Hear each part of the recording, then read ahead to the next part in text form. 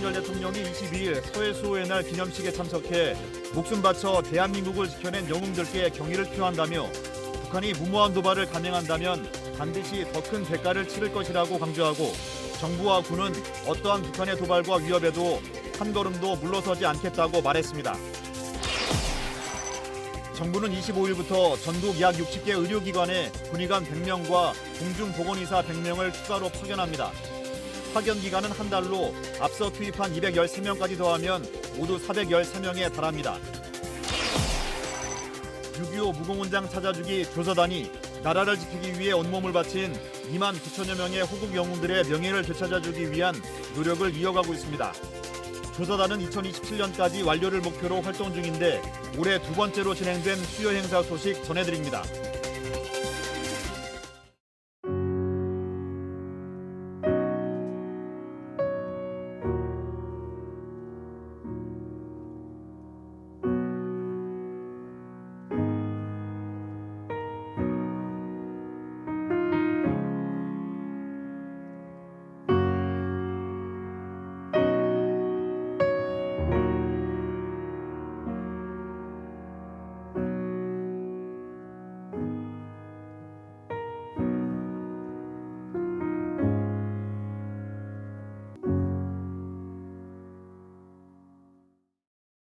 시청자 여러분 안녕하십니까? 국방뉴스 시작합니다. 앞서 영상에서 보신 것처럼 3월 넷째 주 금요일은 서해수호의 날입니다. 윤석열 대통령은 서해수호 55 영웅들을 추모하고 북한의 위협에는 강력한 안보 의지를 표명했습니다. 송민화 기자가 보도합니다. 윤석열 대통령은 22일 제9회 서해수호의 날 기념식에 참석해 국군 통수권자로서 대한민국을 지켜낸 영웅들에게 경의를 표했습니다. 특히 사랑하는 가족을 잃은 유가족과 전우를 잃은 참전 장병들에게 깊은 위로의 뜻을 전했습니다. 오늘 우리는 9번째 서해수호의 날을 맞아 불굴의 의지로 서해를 지켜낸 영웅들을 기리기 위해 이 자리에 함께 했습니다. 목숨을 바쳐 자유 대한민국을 지켜낸 영웅들께 머리 숙여 경의를 표합니다. 서해수호의 날은 제2연평해전과 천안함 피격, 그리고 연평도 포격전으로 희생된 55명의 용사를 기리는 날입니다. 지난 2016년부터 매년 3월 넷째 금요일에 정부 기념식으로 추념 행사를 개최해 오고 있습니다. 특히 이번 기념식은 우리 서해를 방어하는 본진이자 지난해 12월 배치된 신형 천안함의 모항인 해군 제2함대 사령부에서 개최돼 의미를 더했습니다. 윤 대통령은 북한이 도발 위협으로 우리를 굴복시키려는 의도는 완벽한 오산이라고 못 박으면서 무모한 도발에는 더 큰 대가가 따를 것이라고 경고했습니다. 정부는 우리 안보의 핵심인 한미 동맹과 한미일 안보 협력을 더욱 강화하고 우방국들과 더 강력하게 연대하겠습니다. 북한이 무모한 도발을 감행한다면 반드시 더 큰 대가를 치를 것입니다. 윤 대통령을 포함한 참석자들은 천안함 피격 당시 산화한 고 김태석 원사의 막내딸 김혜봉 양이 아버지에 대한 그리움을 담은 편지를 낭독할 때 눈시울이 뜨거워지기도 했습니다. 북한의 위협에도 우리 국민들이 일상생활을 영위할 수 있는 것은 안보 현장을 확고히 지키는 장병들 덕분이라고 말한 윤 대통령은 국가안보에 헌신하다 부상 입은 장병과 전사한 분들의 유가족을 끝까지 책임지고 확실히 예우받도록 최선을 다하겠다고 강조했습니다. 국방뉴스 송민아입니다. 국방뉴스는 최초 혹은 유일한 군 관련 유물들을 소개하고 있습니다. 오늘은 서해수호의 날을 맞아 제2연평해전의 주역 참수리급 고속정에 대해 살펴보겠습니다. 안지현 기자의 보도입니다. 회색빛의 해군 함정 곳곳에 눈에 바로 띄는 붉은 표식이 그려져 있습니다. 한편 함을 지휘하는 함교의 창문도 깨져 있습니다. 제2연평해전의 선명한 전투 흔적이자 가슴 아픈 기억을 간직하고 있는 바로 참수리급 고속정 357정입니다. 참수리급 고속정은 1970년대 전방 전투전대의 임무 수행 능력 보강과 동시에 후방으로 침투하는 간첩선에 대처하기 위해 개발됐습니다. 이에 함수에는 40mm 단장포를 함교와 한미엔 20mm 기관포를 장착해 간첩선뿐만 아니라 작고 낡은 북해군 함정에도 우위를 점하기 시작했습니다. 그 결과 참수리 고속정은 북해군에게 위협적인 존재였습니다. 제1연평해전 당시 참수리 357정의 부대 기록부에 따르면 북한 등산곳 684정과 교전한 끝에 큰 피해를 입힌 것으로 나타납니다. 3년 뒤 등산곡 경비정 684정은 85mm 전차포를 추가로 탑재한 채 북방 한계선을 다시 침범하며 제2연평해전을 일으킵니다. 이에 대응하기 위해 참수리 357정이 다시 출동하지만 제1연평해전이 보복에 가까운 계획된 도발에 큰 피해를 입습니다. 85mm 전차포탄이 초탄으로 날아와 함교에 명중했고 그 흔적은 깨진 함교의 창문으로 확인할 수 있습니다. 참수리급 고속정의 오픈브릿지, 즉 개방형 함교에서 전투를 지휘하던 정장 윤영하 소령은 저격에 맞아 전사하고 부장 의의완, 현 보훈부 차관은 기관포와 저격총에 다리를 피격당합니다. 하지만 장병들은 이의완 부장이 단 한마디 쏴! 라는 명령에 따라 맹렬히 맞서 싸웠습니다. 전투 결과 참수리 357정은 결국 침몰, 6명의 전사자와 14명의 부상자가 발생했습니다. M60 기관총좌에서 대응 사격을 하다 포방패를 관통한 단 한 발의 흉탄에 가슴을 맞고 전사한 고 서우원 중사. 적이 최우선 표적이 된 함중앙 20mm 기관포에서 백일된 딸을 남긴 채 전사한 고 조천형 상사. 한미 20mm 기관포에서 시신 수습이 어려울 정도로 방아쇠를 꽉 잡은 채 전사한 고 황도현 중사. 조타실에서 자신이 전사하더라도 함이 북으로 넘어가지 않도록 조타기에 자신의 손을 끈으로 묶은 채 전사한 고 한상국 상사. 온몸에 100여 발의 총탄과 파편을 맞아가며 부상당한 전우들을 치료하고 전사한 서우원 중사에 이어 M60 기관총을 잡았던 고 박동혁 병장. 서해수호관에 전시된 참수리 357정과 이름을 잊을 수 없는 이들의 희생 덕에 북방 한계선과 서해를 지킬 수 있었습니다. 국방뉴스 안지환입니다. 야간 시간대는 주간보다 시야가 확보되지 않아 경계 취약 시간대로도 불리는데요. 육군 32사단이 이러한 경계의 어려움을 극복하고 위협으로부터 충남 앞바다를 지키기 위해 야간 해안 즉각조치 사격을 진행했습니다. 관련 내용을 백지용 중위가 보도합니다. 칠흑 같은 어둠 사이로 미확인 세력이 침투한 상황. 5, 4, 3, 2, 1, 가자! 조명탄이 하늘 위로 발사되고 이어 K6 기관총 사격이 이어집니다. 육군 32사단 충전여단이 20일 저녁 야간 해안 즉각조치 사격을 했습니다. 훈련은 적의 야간 침투와 미리국 시도에 대비해 실전성을 배양하고자 진행됐습니다. 레이더와 연령상 감시 장비를 통해 적이 최초 식별되자 장병들은 조명탄을 발사해 하늘을 비추고 일제히 사격을 진행했습니다. 봄철 해빙기 기간은 서해 바다로의 침투 활동이 더 증가할 위험이 있다고 평가되고 있습니다. 이에 장병들은 훈련을 통해 미상 인원의 침투와 도발에 대한 해안 경계 작전을 한층 강화할 수 있는 계기를 마련했습니다. 부대는 앞으로도 충남 서북부 바다를 완벽히 수호하기 위해 실전적인 훈련에 매진할 방침입니다. 국방뉴스 백재웅입니다. 중앙재난안전대책본부가 22일 의료계 집단행동에 대응해 군의관과 공보위를 추가 지원하겠다고 밝혔습니다. 박민수 보건복지부 제2차관은 의사 집단행동 중앙재난안전대책본부 회의 브리핑에서 군의관과 공보위를 각 100명씩 추가 파견한다고 밝혔습니다. 새롭게 파견되는 군의관과 공보위는 25일과 26일 각 의료기관에서 교육을 받은 뒤 27일부터 근무에 들어갑니다. 이로써 앞서 투입된 인력을 포함해 모두 413명의 군의관과 공보위가 의료 공백을 메울 계획입니다.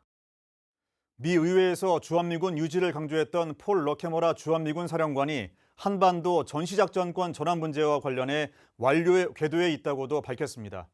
또 중국과의 대립에서 유사시에는 한국에서 군수 지원이 가능할 것으로 판단했습니다. 신소진 대위가 보도합니다. 폴 러케머라 주한미군 사령관이 현지 시간으로 21일 전작권 전환은 연기되지 않으며 완료 궤도 위에 있다고 밝혔습니다.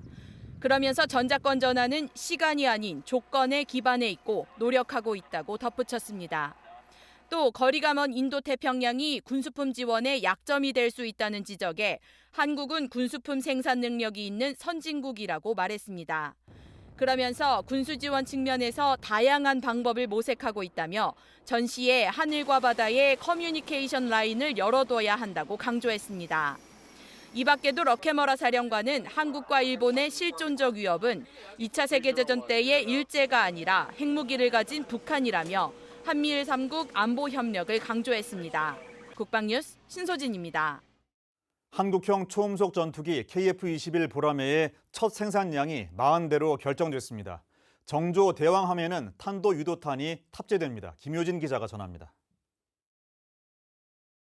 한국형 초음속 전투기 KF-21이 올해 20대, 그리고 내년에 20대가 추가로 양산돼 오는 2028년 총 40대의 KF-21이 전력화됩니다. 방위사업청은 22일 제160회 방위사업 추진위원회를 열고 KF-21의 최초 양산 계획과 함대지 탄도유도탄 체계개발 기본계획, 그리고 F-15K 성능 개량 구매 계획 등 총 3가지의 안건을 논의했습니다. 이목이 집중된 사안은 KF-21의 양산 계획, 추가 성능 검증이 필요해 첫 생산량을 20대로 줄여야 한다는 국책연구기관의 사업 타당성 조사에도 불구하고 전력 공백을 막기 위해 40대가 필요하다는 군 당국의 입장이 관철돼서입니다. 이에 따라 올 6월까지 20대에 대한 생산 계약이 우선적으로 체결되고 나머지 20대에 대한 계약은 내년 1월까지 이루어질 예정입니다. 적 표적을 정밀 타격하는 함정 탑재용 함대지 탄도유도탄의 체계 개발 계획과 시제업체 선정 방안도 논의됐습니다. 올해부터 오는 2036년까지 총 6,800억 원이 투자돼 관련 사업이 진행되면 북한의 핵과 탄도미사일 위협에 대한 조기 대응 능력이 강화되고 함정 탑재용 탄도유도탄 개발 역량도 향상될 것으로 예상됩니다. 탑재는 정조대왕함이 유력해 보입니다. 마지막으로 F-15K 성능 개량 사업은 레이더 같은 핵심 구성품을 업그레이드하는 사업입니다. 이번 방추위에서는 F-15K 성능 개량 사업을 국외 구매로 추진하는 구매 계획이 통과됐습니다. 3조 8,900억 원을 투자해 오는 2034년까지 성능 개량이 되면 장거리 임무 능력과 무장 탑재 능력이 한층 향상돼 영공방위의 핵심 전력으로 거듭날 것으로 전망됩니다. 국방뉴스 김효진입니다. 6.25 무공훈장 찾아주기 조서단은 나라를 지키기 위해 온몸을 바친 호국 영웅들에게 그 명예를 되찾아주기 위한 노력을 이어가고 있는데요. 올해 두 번째로 이루어진 방문 행사에서 70년이 넘는 시간이 흘러서야 훈장의 실물이 주인을 찾아갔습니다. 이태검 기자가 다녀왔습니다. 보행기에 의지해 걸음을 옮기면서도 손을 올려 격려합니다. 진심을 담아 써내려간 글. 나를 잊지 않고 큰 훈장을 수여해 주신 데 대해 감사합니다. 22일 서울 동작구의 한 요양원에서 이상옥 예비역 중령의 6.25 무공훈장 수여가 진행됐습니다. 담담하게 격려를 받았지만 자신에게 전달된 훈장을 보자 북받쳐 오르는 감정을 감출 수 없습니다. 이번 수여는 이상옥 님이 6.25 전쟁 당시 육군 8사단 소속으로 공을 세워 수여가 결정됐지만 실물 전달이 되지 못한 화랑 무공훈장과 훈장증을 전달하기 위해 마련됐습니다. 그는 1949년 입대해 6.25 전쟁에 참전했고 1952년 갑종 25기로 임관해 장교가 됐습니다. 휴전을 몇 달 앞둔 1953년 4월 삼각지 전투에서의 공을 인정받아 금성 화랑 무공훈장을 수여받기도 했습니다. 이후 육군 2사단 소대장과 중대장을 거쳐 제2유경여단 군수참모 등으로 복무하며 1977년 중령으로 전역했습니다. 오늘 행사를 함께 지켜본 가족들은 아버지를 찾아와준 조사단에게 고마운 마음을 전했습니다. 가장 힘드신 시간 보내시고 계실 때 그 가장 젊고 아름다웠던 시간을 다시 기억하게 해주신 것만으로도 저희는 너무 감사드립니다. 어릴 때는 사실 저희 아버지가 우리를 위해서 무엇을 했는지도 사실 잘 모르고 살았을 때가 많았는데 아버지에 대한 또 하나의 좋은 그 기억을 남겨주셔서 그것 또한 굉장히 감사드립니다. 지난 2019년 출범해 호국 영웅들에게 명예를 되찾아주는 일에 구슬땀을 흘리고 있는 6.25 무공훈장 찾아주기 조사단은 아직 전달되지 못한 훈장이 많다고 말합니다. 이렇게 생존해 계신 수호자분께 무공훈장을 직접 수여하는 일은 영광스럽고 더 큰 보람을 느낍니다. 하지만 90세를 훌쩍 넘기고 계신 분들이라 하루라도 더 빨리 찾아드리는 것이 시급합니다. 아직 전해드리지 못한 2만 9천여 명의 무공훈장 주인을 찾기 위해서 최선을 다하겠습니다. 조사단은 오는 2027년 완료를 목표로 활동을 이어가고 있으며 오는 27일과 다음 달에도 수훈 생존자에게 훈장 수여 행사를 진행할 계획입니다. 국방뉴스 이태검입니다.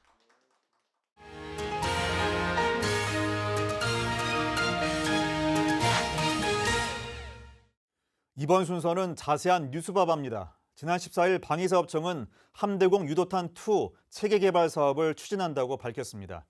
기존에 운용하던 SM-2를 대체하기 위해서인데 이와 관련된 내용을 전해드립니다. 함대공 미사일이란 적의 항공전력, 대한미사일 등으로부터 함정을 지키기 위한 전력인데요. 삼면이 바다인 우리나라 역시 함정을 보호하고 적에 대한 미사일과 항공기 위협에 대응하기 위해 다양한 함대공 미사일을 운용하고 있습니다. 현재 우리나라에서 운용하는 함대공 미사일로는 대표적으로 SM-2 미사일, 림7C 스페로 미사일, 그리고 해공이 있습니다. 먼저 SM-2 미사일은 주로 이지스 전투체계에 탑재되는 함대공 미사일인데요. SM-2가 탑재된 우리나라 함정은 충무공 이순신급 구축함, 세종대왕급 이지스함 등이 있습니다. SM-2 미사일의 사거리는 약 150km가량이고 전능동 레이더 유도 방식을 이용해 재밍에 강하며 미사일 발사 직후에도 유도할 수 있다는 장점이 있습니다. 다음으로 림7C 스페로 미사일은 에임7 스페로 공대공 미사일을 함정용으로 개량한 함대공 미사일입니다. 우리나라에서는 광개토대왕급 구축함에 탑재되어 있고 약 50km의 사거리로 SM-2 미사일보다 상대적으로 가까운 거리의 공중 위협을 방어하는 역할을 합니다. 다음으로 근거리 위협의 방어 체계로는 림116 램을 도입하여 사용했습니다. 림116 램은 95%의 격추율을 자랑하지만 11km라는 짧은 사거리와 고정형 회전포탑인 탓에 대공 위협 대응에 사각지대가 발생한다는 단점이 있습니다. 이를 대체하기 위해 국방부는 국내 기술로 함대공 미사일을 독자 개발했는데요. 바로 해공입니다. 함정 방어를 위해 대함 유도탄과 항공기를 격추할 수 있고 적 함정에 대응할 수 있도록 설계된 해공은 마하 2.0 이상의 속도로 최대 20km 거리의 목표물을 타격할 수 있습니다. 게다가 수직 발사 방식을 채택해 전방위로 발사할 수 있고 이중 탐색기를 탑재해 악천 후에도 발사, 격추가 가능합니다. 그리고 앞으로 탑재가 예정된 함대공 미사일도 있습니다. 바로 SM-6. 정조대왕함에 탑재될 SM-6 미사일은 현재 우리 군에서 운용 중인 함대공 미사일 중 사거리가 가장 긴 미사일로 240km 이상의 거리까지 방어할 수 있습니다. 또 능동유도 방식을 채택했는데요. 탐지거리는 짧지만 그만큼 목표물의 근접거리에서 작동하기 때문에 정확하게 명중시킬 수 있습니다. 지난 14일엔 방사청에서는 SM-2 함대공 미사일을 대체하기 위한 사업도 발표됐는데요. 바로 함대공 유도탄-2 체계 개발 사업입니다. 앞으로 함대공 유도탄-2는 한국형 차기 구축함에 탑재할 신형 장거리 대공방어 유도무기로서 정밀유도 및 탐색 기능을 갖춘 첨단 무기체계로 개발될 계획입니다. 많은 나라의 관심을 받으며 개발과 성능 개량에 열을 올리고 있는 함대공 미사일. 우리나라도 함대공 유도탄-2 체계 개발 사업을 성공적으로 마무리해 적의 대공 위협에 대한 대응 능력을 강화하고 독자적인 정밀유도 무기 연구 개발 수행 능력도 향상될 수 있길 기대합니다. 지금까지 자세한 뉴스바바였습니다. 오늘의 국방단신 전해드립니다. 해군 8전투 훈련단이 제9회 서해수호의 날을 맞아 22일 결의대회와 전투행군을 실시하며 서해수호 영웅의 희생을 기렸습니다. 장병과 군무원 약 60명은 기념식 영상을 시청하고 8전단 본관에서 진해 군항 일대 9km가량을 행군하며 호국 영웅의 고귀한 희생 정신과 숭고한 애국심을 되새겼습니다. 해병대 유교단이 지난 20일부터 3일간 백령도 일대에서 육해공군 전력과 합동으로 서북도서 일대를 방어하는 도서방어 종합훈련을 실시했습니다. 여단은 국면별 행동화 과제 숙달을 통해 실질적인 대응 능력을 배양하는 데 중점을 뒀습니다. 훈련에는 서해 최북단 백령도서군에 주둔하는 육해공군 해병대 전장병이 참가했습니다. 육군 탄약지원사령부 예하 3탄약창이 지난 19일부터 21일까지 한미연합 전투부상자 처치 훈련을 진행했습니다. 훈련에 참가한 한미장병 28명은 각종 응급처치 장비 설명과 실습, 출혈 부위 지혈과 소독 등 전장에서 신속하게 전우를 살릴 수 있는 과정을 중점적으로 숙달했습니다. 공군 제3훈련비행단이 22일 부대 인근 검정마을과 가산마을을 방문해 지역 주민들을 대상으로 의료상담과 미용 봉사 활동을 실시했습니다. 사문비 지원 요원들은 평소 거동이 불편해 인근 의료시설과 복지시설에 쉽게 접근하기 힘들었던 지역 어르신들을 찾아 봉사를 통해 지역 주민들과 따뜻한 정을 나눴습니다.